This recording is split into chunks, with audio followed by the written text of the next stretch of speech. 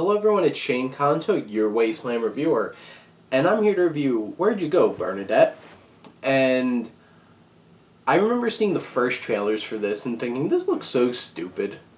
And then the second set of trailers came out, and they changed the tone of the trailers, and then said, from Richard Linklater. I'm like, wait, what? And I'm like, wait a minute.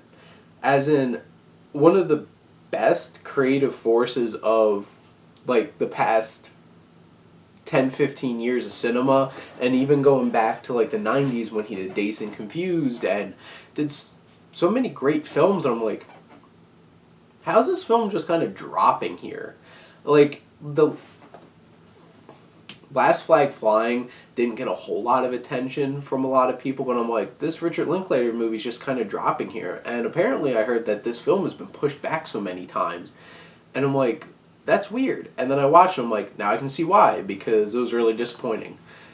And I don't know if I dislike this so much because I had such high standards for a Richard Linklater film, but so much of this film doesn't work. But I'm going to start with which does. It's obviously well crafted. It has some pizzazz, it has some style.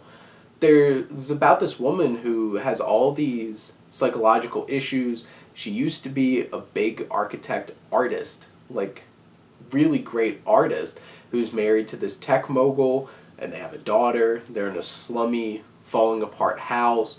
Their marriage is on the rocks. She has this wonderful relationship with her daughter. Everybody hates her, though. And there's these documentaries that pop up throughout the film to spew exposition, but honestly, these documentaries in the film were fascinating.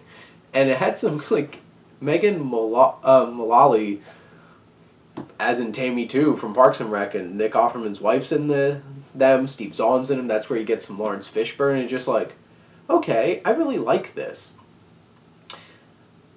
That was so intriguing to me. But so much of the rest of the film just kind of fell flat for me. And I felt like I was unsatisfied.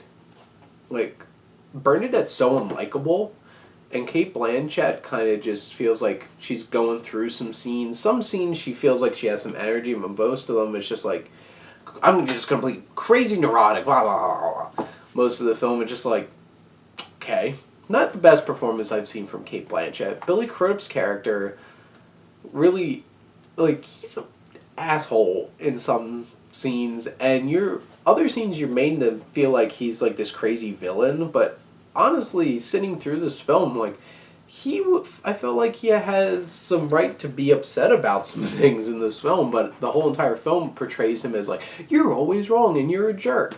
And then their daughter, God, and she's supposed to be this likable, cute girl, and I'm just some of the things that she says, and the film makes him feel like she is the one that's right, and portraying things that are meaningful and how things should be.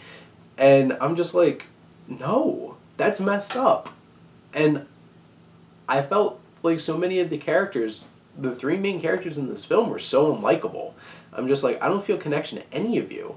And it really took me out of the film. And by the end, I really didn't care as much about this family or their story and their struggles.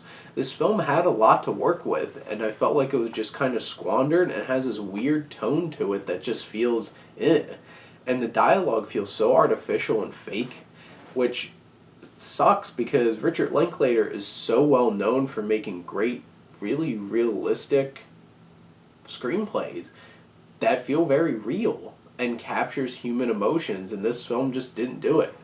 Really disappointed by this film. This is way down there on my list for 2019. Let me know what you think. Let's talk about it. Especially if you felt like this film really did work for you. Let me know what you think, and let's chat about it, because honestly, I wouldn't really recommend this film, honestly. But comment. Let's talk some movies. And thank you as always for supporting your Wasteland reviewer.